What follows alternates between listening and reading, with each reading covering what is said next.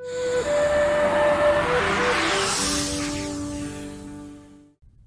Shmospel of Dylan, Part 2, Sunday, April the 30th, 2006.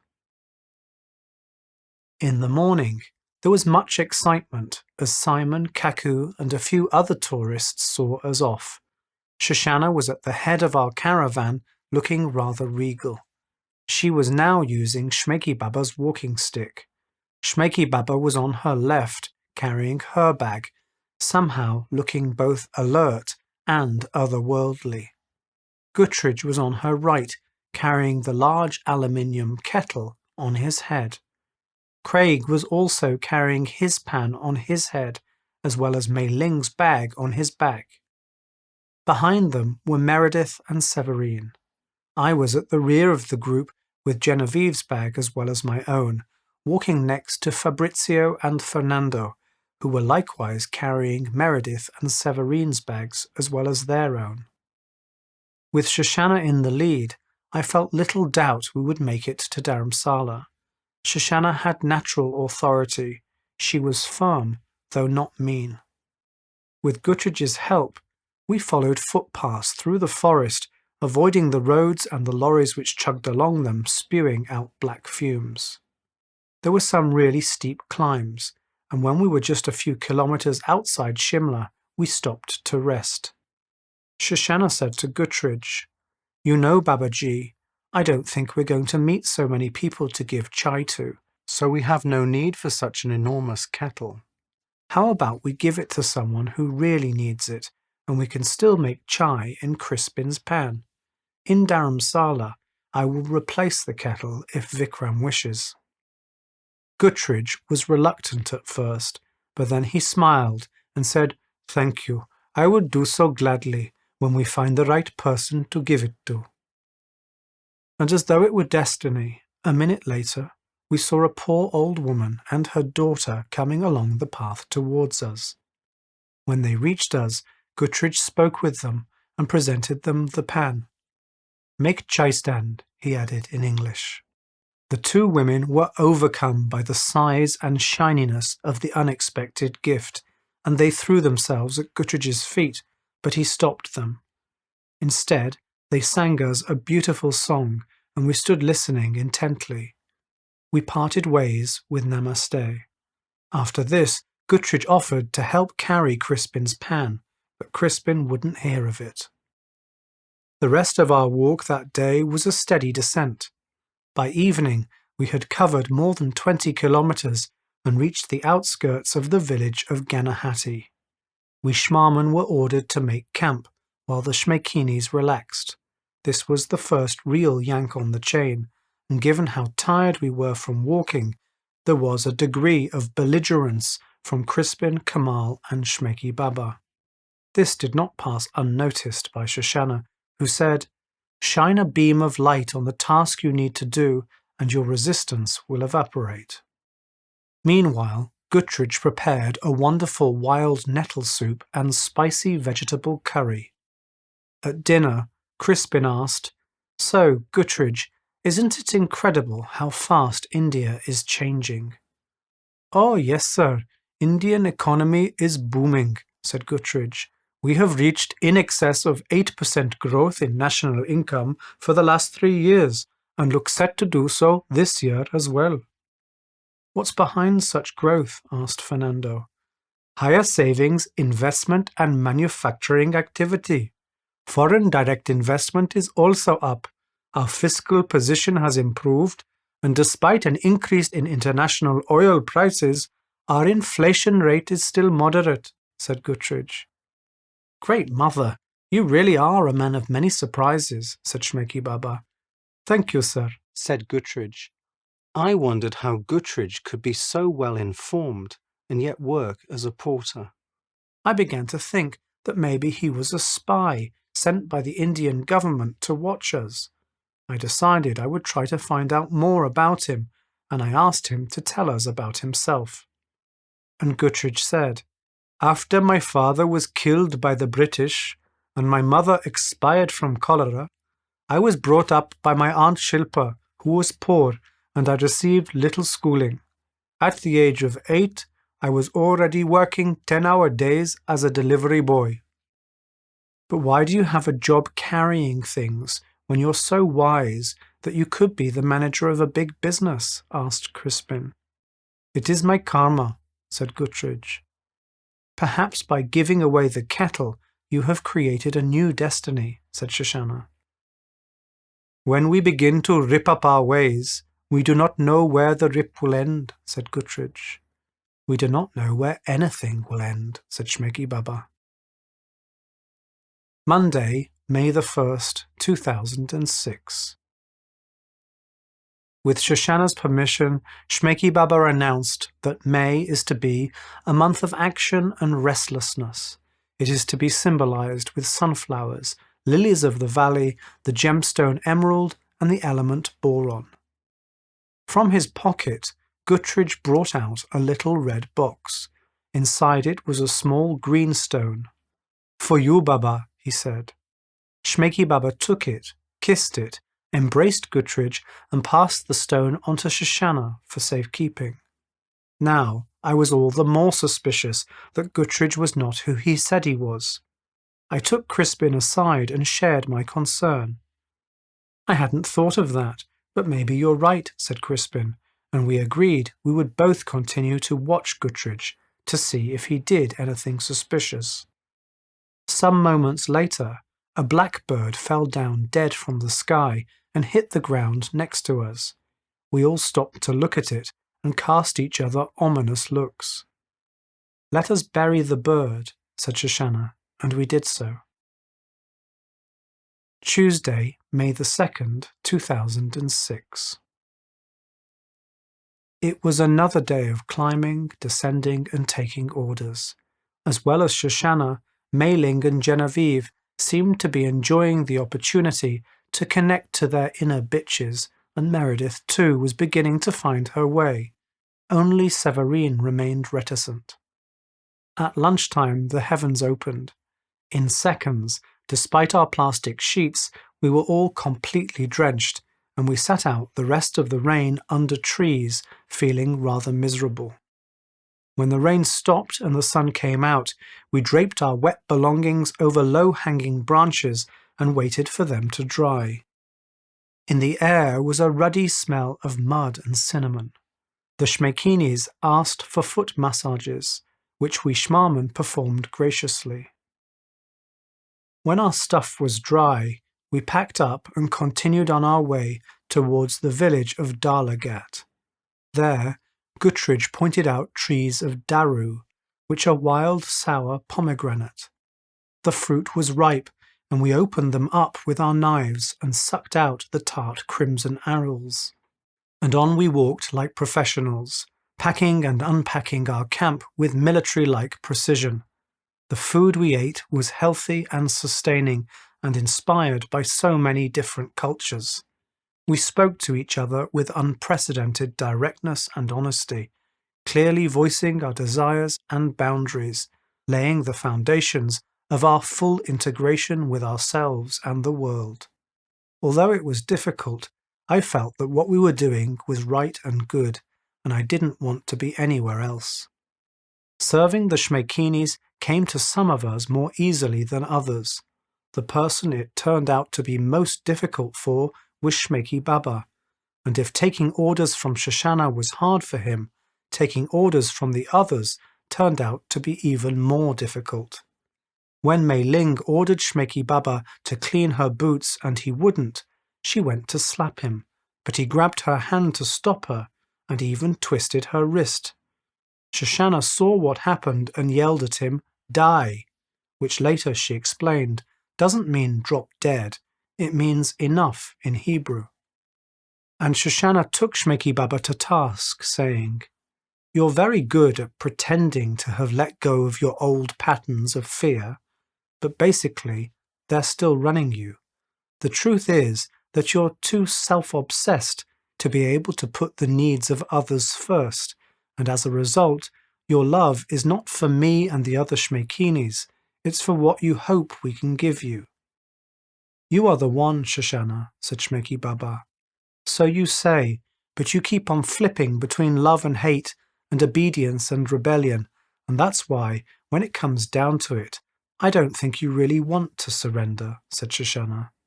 I do, said Shmoki Baba. So why do you keep resisting? She asked. Shmoki Baba was silent, and Shoshana went on. Do you think I don't see you hesitating at the edge of the sea of redemption, afraid to jump in, afraid to evolve by allowing yourself to actually get what you want? Listen carefully now. While I get a kick out of dominating you, it's not something I need to do. So basically, I'm doing this for you. And on that note, if you're wondering if our new relationship fulfills all my needs, the answer, my love, is definitely no. That's why I feel angry and disappointed that you have asked for a commitment from me, which I am giving, but you're not keeping to your side of the bargain. Sadly, I see that it is only the bravest men who are able to honor their word when it comes to love. Shmoki Baba remained silent. I wondered what Shoshana would do if she decided to break with Shmoki Baba. Would she leave the walk? Would I go with her? Give me one more chance, said Shmoki Baba. It's a waste of time, said Shoshana. Just one more chance, said Shmoki Baba. Oh, why do you have to be such an annoying son of a bitch? Grow up and get real, shouted Shoshana. Okay, said Shmoki Baba. Why do you have to keep on sabotaging us? Asked Shoshana. I don't know, said Shmoki Baba. So think about it, said Shoshana. Well, said Shmoki Baba, firstly, I think it is my Trojan horse, the sadist which is hiding in my masochist. Yes, said Shoshana, and what else? I think I'm frightened by the fact that you have earned lots more money than me. You know how to fly a helicopter, and you have all this military experience, said Shmoki Baba. What? Cried Shoshana. I guess I'm worried you'll throw me away, said Shmoki Baba. You idiot! I love you, said Shoshana, softening. I know, and I love you too, said Shmoki Baba. Okay, said Shoshana, I'll give you a choice now. Do you want to carry on with this femdom game, or do you want to go back to how we were before? Shmoki Baba looked conflicted. I could see that he remembered how beautiful their love had been, and what had been lost in the shift they had made. But Shmoki Baba seemed unable to agree to go back. I don't want to stop our game, he said. But are you really able to surrender? Asked Shoshana. Yes, said Shmoki Baba. All right, well, let's see, she said. As your punishment for disobeying Mei Ling and disappointing me, you will serve not just the Shmokinis, but also the Shmarman. We all looked at Shmoki Baba, and he glared at me. I smiled at him, and he snapped, No fucking way, I won't do it. In that case, Deepak Chopra, shouted Shoshana. Shmoki Baba looked dejected, and then he winced and knelt on the ground, and Sheila began to speak. Sheila 13.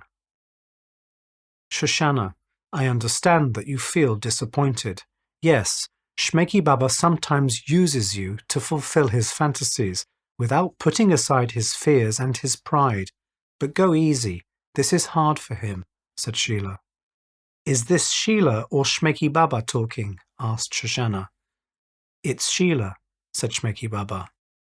Very well, said Shoshana, raising an eyebrow.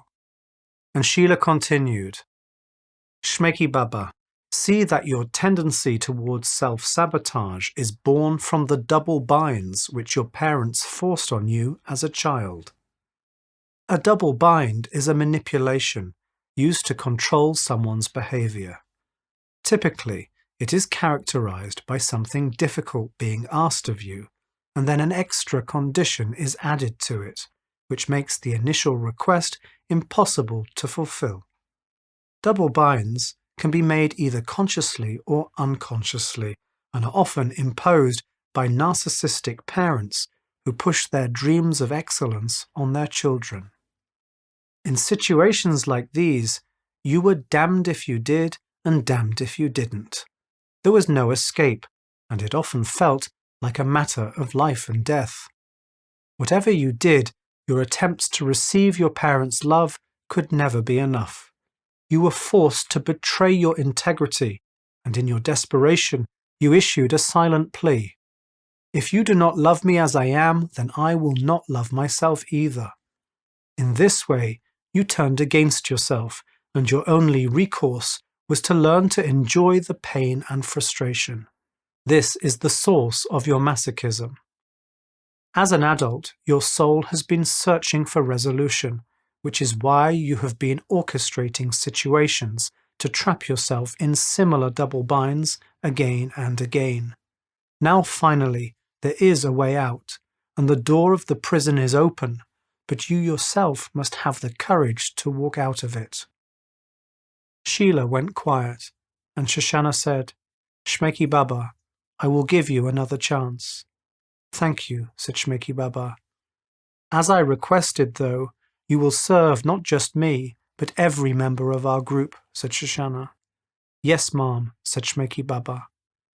Apparently the matter was settled, and we went about preparing dinner. Fabrizio was the first to test the new arrangement. Bring me some wood, Shmeiki Baba, he said. Shmeiki Baba hovered for a moment, looked at Shoshana, and did as he was asked without saying a word. Next, Crispin asked Shmeiki Baba to help him make chai, and Shmeiki Baba did so. I wanted to order him about as well, and I was about to, when he looked at me with such coldness, I wondered if he might actually try to kill me if I did. Amazingly, his face softened and he said, You know something, Dylan? I guess I owe you an apology. I've been mean to you because basically I was jealous of you. I asked him what he could possibly be jealous of. Well, he said, when I saw you back in Arundel, you always had lots of friends and beautiful women around you, and I was lonely. I laughed and replied, Ni boin sigan locht. He asked me what that meant, and I said, it's Gaelic for there's not a wise man without fault. Wednesday, May the 3rd, 2006. At breakfast, Shoshana announced that Shmeiki Baba was released from serving the Shmarman. After this, we walked nearly 30 kilometers until we reached the village of Brampukar. There we walked past a cottage where two men were resurfacing a front yard. Is that mud? Asked Genevieve. No, said Guttridge, it's cow dung. Really? Asked Genevieve. Yes, we use cow dung for so many things, said Guttridge. It keeps heat out in summer and heat in during winter. It also has disinfectant properties when it is burned, and it does not smell as bad as you might expect. Soon after, when Fabrizio was about to be punished by Meredith for dropping her bag, he too called out Deepak Chopra and announced that the kinky scene was too much for him and he wished to take the bus to Dharamshala. Severine took this as her opportunity to leave as well. We waited with them in the village to get the bus. When it finally arrived and opened its doors, the queue was so large that people actually tried to climb over each other's heads to board. Luckily, the driver screamed at them, and they eventually made way for the two tourists.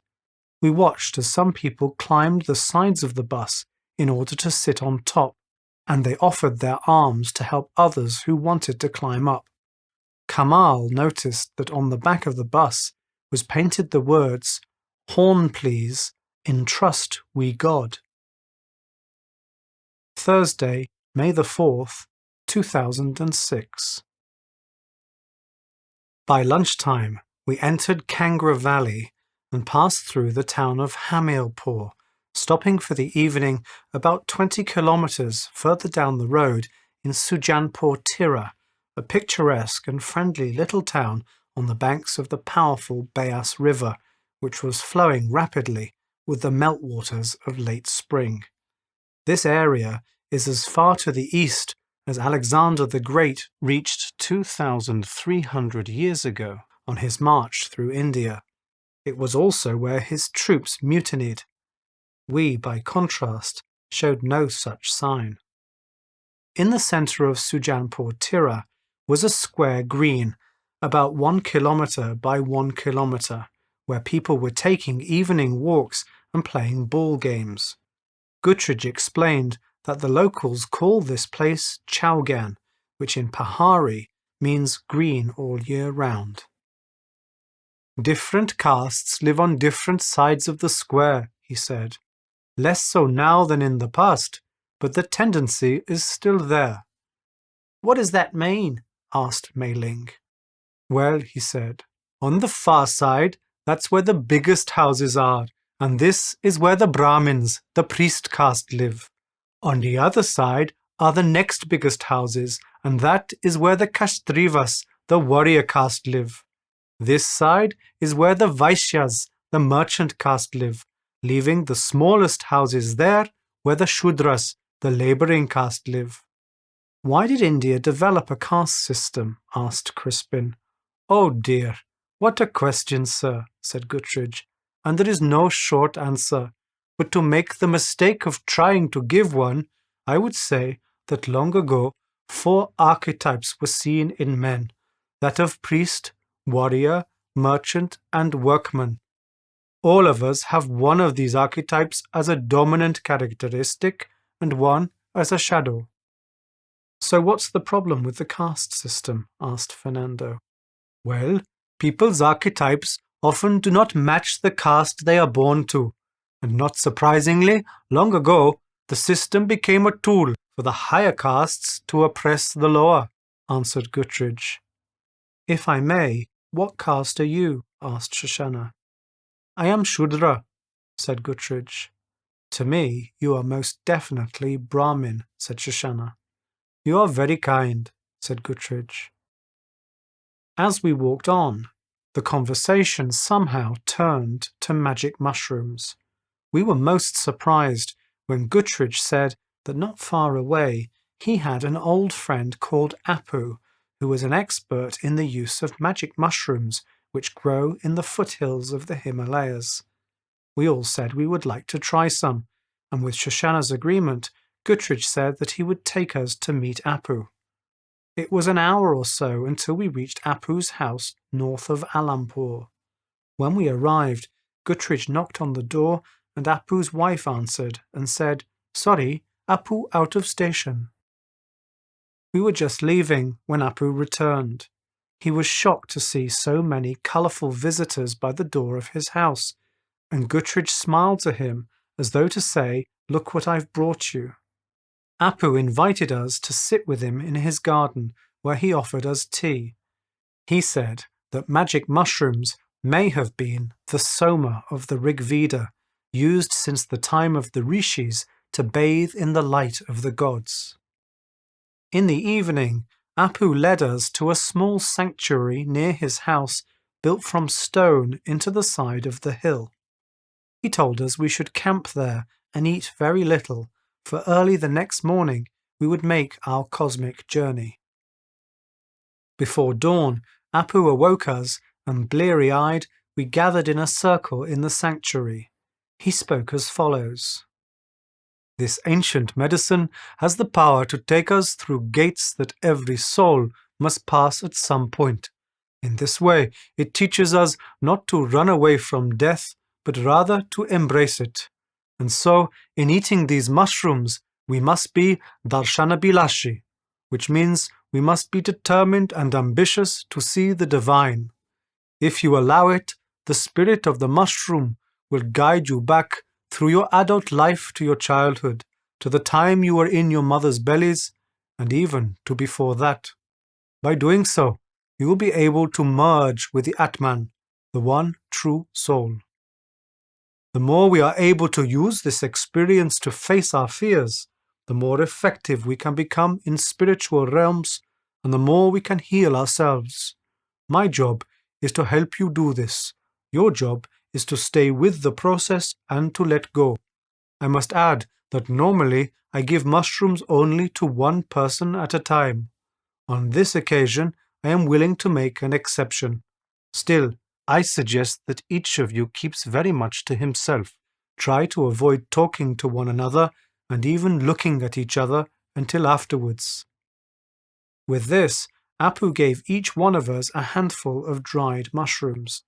I saw he gave Shmeiki Baba an especially large amount, and when Shmeiki Baba looked at him with questioning eyes, Apu nodded that he intended it to be this way. We each sat and ate our mushrooms quietly. They tasted earthy and a little bitter, and Apu encouraged us to meditate. The effects began after 40 minutes. Soon after, I felt I was passing through some sort of revolving vortex. I experienced my identity dissolving into oblivion. It all felt strangely inevitable. I no longer knew who or where I was, and in the end there was no one left to be terrified, and my spirit flew freely through mysterious domains where I witnessed the process of evolution from the beginning of life until now. I saw my childhood. I saw every key event which had formed me. I saw those whom I had hurt, and I saw it from their perspective. And after what felt like an eon, I remembered that I have eyes which I can open. I did so, and saw the fire and the stone sanctuary. I recognized my friends lying on the ground, and I remembered how we had reached this place. Shoshana was sitting in deep meditation, and I contemplated that this goddess used to pilot combat helicopters. Her light encircled our group, and we became the source of a pulsating, nurturing brilliance which washed our innermost depths and shone outwards. When Shmeiki Baba finally returned from his trance, he got out a packet of cotton buds from his bag and handed them around. Cleaning our ears was a tender and blissful experience, and afterwards the sounds of nature were even clearer. Shmeiki Baba also passed round a bowl for us to dispose of the used cotton buds. He set fire to them, and they burned with a green flame. And Shmeiki Baba said that Sheila had something to relate, and she began to speak through him. Sheila, 14. Shmeikinis and Shmarman. It is time to unlearn much of what you've been taught. For one thing, you have been led to believe that your civilization is the first on earth. This is wrong, as it is actually the fourth. I wish you to consider that at the dawn of the earliest civilization, the planets in your solar system were in a different order to how they are today, and they were surrounded by a haze caused by helium and hydrogen gases being illuminated by your sun.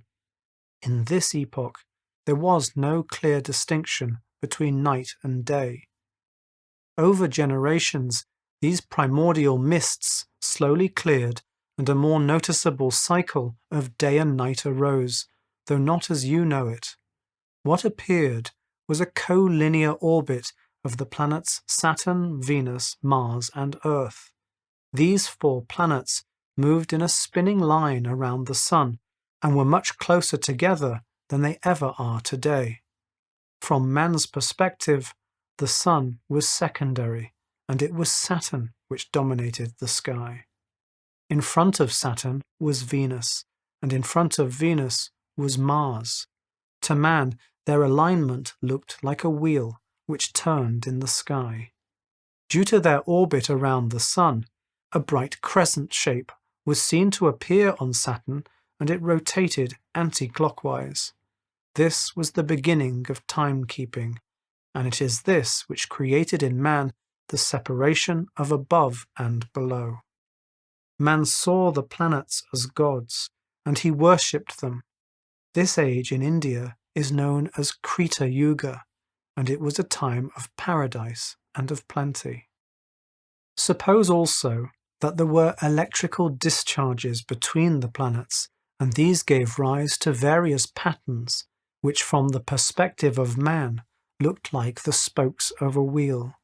Sometimes 3 spokes were apparent, sometimes 4, and sometimes 8, and man watched the interaction of the planets and interpreted them as the gods speaking directly to him, and he projected his nature onto the planets and their movements, and formed from them his archetypal stories, which were passed down through the generations and across civilizations.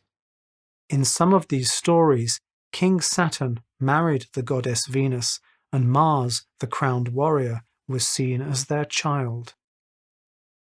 Eventually, Venus was seen to leave her center at the heart of Saturn and began her travels across the sky, leading Mars into an unstable dance and bringing chaos to the other planets. And while previously man had only seen the beautiful, loving side of Venus, now he saw her as the long, fiery-haired mother of comets and dragon of darkness, whose spirit later became known both as Durga and Medusa. Mars the warrior was seen to try to rein in Venus, but in doing so he started to oscillate closer to Earth and then back towards Saturn. Electrical discharges between Mars and Venus were seen by man as cosmic thunderbolts, as magic swords and spears of the gods. It looked like the gods were fighting. At other times, these electrical discharges were seen as whirling patterns, as a labyrinth and the tower of a citadel. During these times of chaos, rocks fell to earth and rained down on man, and he was driven into caves, and where there were no caves, he was forced to build dolmen and to dig underground shelters. And man came to be terrified of Venus's movements, which he associated with crisis, with destruction, with darkness, and the end of an age. Kings feared this time because it was said to foretell their death. And each time Mars succeeded in reining in the wild aspect of Venus, she returned to her stable position at the center of Saturn, and Mars too returned to his central position, and there was peace in the heavens once again. But one time that Venus began to wander, Mars descended even further, growing large in Earth's sky, and streams of white plasma were seen to stretch between Mars and Venus, while red light from Mars descended to the Earth, and to man it looked like a tongue or a sword. Later, this white plasma formed a circle around Venus, and Mars returned into alignment with her, and the image of an eye was formed. This band around Venus broke, and Mars began to fall, and it looked like the plasma was dripping down. Eventually, this material reached Earth with disastrous effect. When the skies finally cleared, Mars was seen moving away, leaving a thick red column behind. And the planets rested on this red column, which was seen as a pillar. For a period, there was stability once again, until it was Saturn's turn to fall out of his stable orbit, and the entire planetary configuration collapsed. This brought the greatest chaos man had yet known, and as Saturn tumbled from his steady position and went away, Jupiter, who had been obscured by Saturn, appeared to man for the first time, and there was a temporary reconfiguration of the planetary alignment, dominated by Jupiter. To man, it looked like there were continuing wars between the planets, until finally Jupiter also gave up his rule and went away. In the aftermath, there was a period of great darkness, though ultimately a new planetary order appeared, which is the one you are familiar with. Although the civilizations which witnessed the former planetary alignments were destroyed, the stories of what happened are recorded in your myths and remain within your collective subconscious.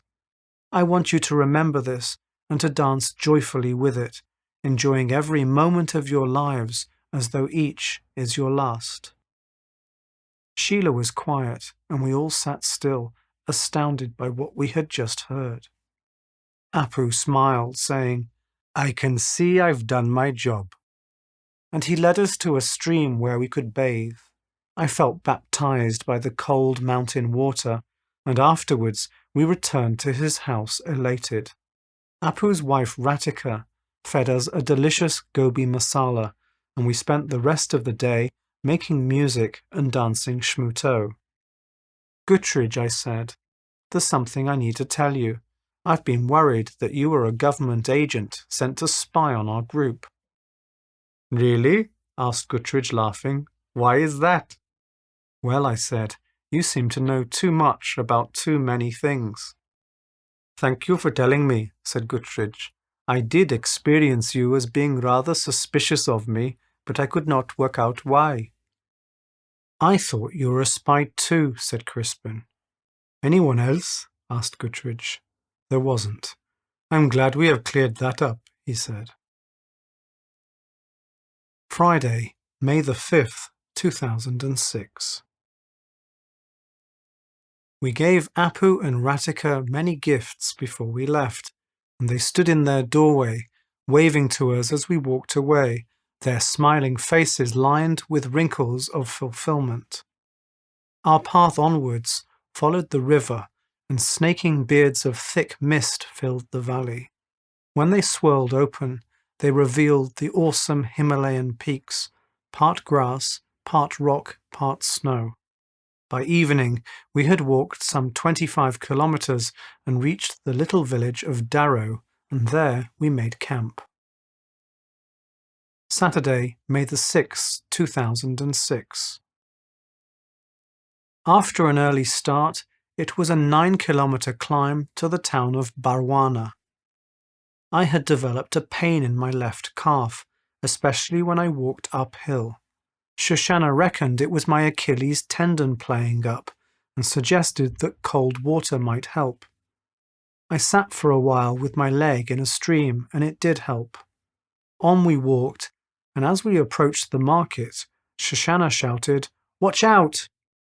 I looked up and saw the biggest of the Rajasthani circus performers coming towards us wielding a knife.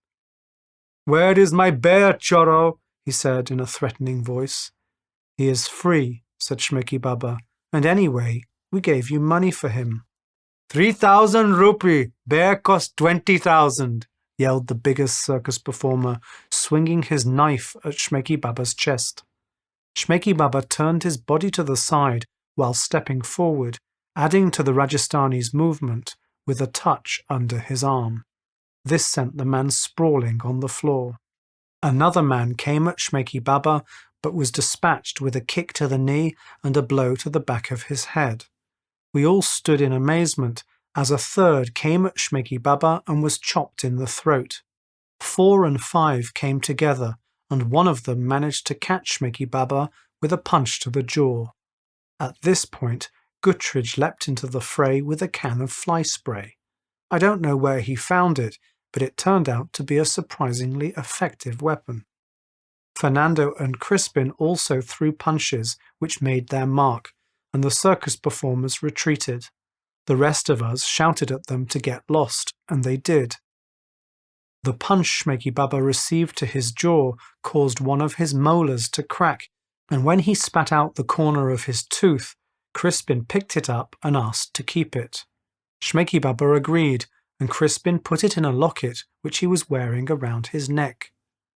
"Courageous and determined, just like a honey badger," said Shoshana, hugging Shmeiki Baba. A policeman with a long moustache in khaki uniform came up to us. He told us that he had watched what had happened. "Well, thanks for the help," said Mei Ling. "I could see that you did not need my help," he answered. "How did you know that?" asked Shoshana. "Jijivisha," said the policeman. "What's that?" asked Crispin. "Your desire to live," said the policeman. "Lucky that," said Genevieve. "Yes," said the policeman. "I know what those men tried to do to you in Dharampur as well. You did well to escape because they had told the local people that you had assaulted one of their women." "How on earth did they find us again?" I asked. "Maybe they were helped," said Crispin. "By who?" asked Shoshana. "They were just lucky," said the policeman. "You can go on your way in peace." With this reassurance, we continued walking. Crispin asked Shmeiki Baba where he had learned to fight so well. He said that he hadn't learned, he simply moved with awareness of breath and body. By evening, we had walked another 10 kilometers and made camp by a stream at the northern end of Kangra Valley, beneath the snow-capped Dauladar Range, close to the hill station of Palampur, famous for its tea plantations. Palampur, said Guttridge, relaxing by the fire. In local Kangri dialect, it means lots of water. Definitely a well-named place, said Crispin. When does the monsoon arrive? Asked Meredith. Not until the beginning of July, said Guttridge. And then it's very wet? Asked Meredith. Oh, goodness gracious, at times it rains so hard you cannot even see your hand in front of your face, said Guttridge. Really? Asked Mei-ling. Oh, yes, said Guttridge, and leopards and bears come down from the mountains too, he said, enjoying frightening us. We noticed that growing around us were large bushes of wild ganja, which gave off the soft and inviting fragrance of cannabis. It's great to find some weed, said Crispin, much cleaner to smoke than charas. Don't expect it to give you a good nasha, though, said Guttridge. For the strong stuff, you have to go much higher in the mountains. Shmeiki Baba, do you like smoking weed? Asked Fernando. Most definitely, said Shmeiki Baba, but if I use it too often, it preserves my neuroses, like smoking fish or meat preserves them. Crispin lit a joint and passed it around. You know, said Shoshana, some people think that the name cannabis comes from the biblical word cannabosem. What does that mean? Asked Kamal. Fragrant cane, said Shoshana. They also say that cannabis was the main ingredient in the anointing oil used by Moses. When he wished to speak to God in the desert, he would go into the holy tent, pour cannabis oil over himself and on the incense burner. Then he spoke to God, who appeared in a pillar of smoke over the altar. Sounds about right, said Shmeiki Baba. Tuesday, May the 9th, 2006. This was to be the penultimate day of our great walk. I was shocked how quickly it had come, and while my calf still hurt, I did not want the walk to end, and I could feel a sense of apprehension about what I would do next. We walked 15 kilometers past the village of Gopalpur with its zoo, and continued to Hodal, where we crossed the river Baner, and there we met an old woman who was holding a fat cow on a rope. What a beautiful cow, said Meredith. She is pregnant, said Guttridge. And Guttridge spoke to the old lady and asked us for an empty water bottle. Meredith offered one, which Guttridge passed to the old lady. To our amazement, she then began rubbing the cow's vagina vigorously. None of us could understand what she was doing. To make her urinate, explained Guttridge. On cue, the cow mooed and began to pee. The old lady caught the urine in a bucket and then transferred it to the empty bottle, which she gave to Guttridge when it was full. Guttridge gave her a number of packets of tea in return. Gomutra from a pregnant cow. Now this is a blessing, he said. It cures many illnesses like constipation, leprosy, joint pain, and many others. It is also good as soap, shampoo, and toothpaste. Please take a swig, gargle well, and then swallow. Shmeiki Baba took a swig, gargled, swallowed, with a look of total disgust on his face, and then he retched, though he did not quite vomit. Meanwhile, Guttridge spat his out. Why did you spit yours out? You said swallow, shouted Shmeiki Baba. Oh, I'm sorry, I meant spit, not swallow, said Guttridge. Oh no, said Shmeiki Baba, turning white. It's okay, just joking, said Guttridge. It's fine to drink. And to prove it, he took another swig and swallowed, and we all laughed. Who else wants some? Asked Shmeiki Baba, but no one else was willing to try. I guess you haven't heard of Wales disease, said Mei-ling. No, what's that? Asked Shmeiki Baba. It's a type of bacterial infection which can be caused from contact with kettle or rat pee, said Mei-ling. What are the symptoms? Asked Shmeiki Baba. Fever, vomiting, jaundice, and red eyes, said Mei-ling. Is it curable? Asked Shmeiki Baba. Yes, said Mei-ling. with antibiotics." "So, nothing to worry about then," said Shmeiki Baba.